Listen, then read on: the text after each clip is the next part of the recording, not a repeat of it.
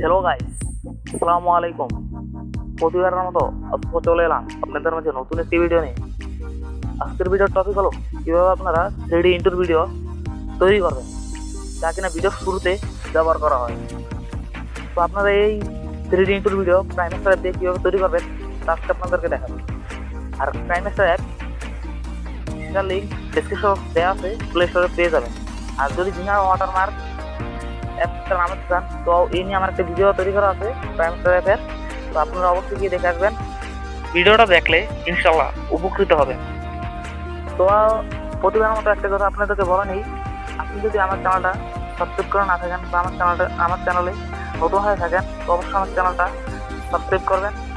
আর এরকম নিত্য নতুন ভিডিও সবার আগে আপনার হোমে পৌঁছাতে বেল আইকনটা বাজিয়ে দেবেন। তো আর কথা না বাড়িয়ে চলুন শুরু করা যাক।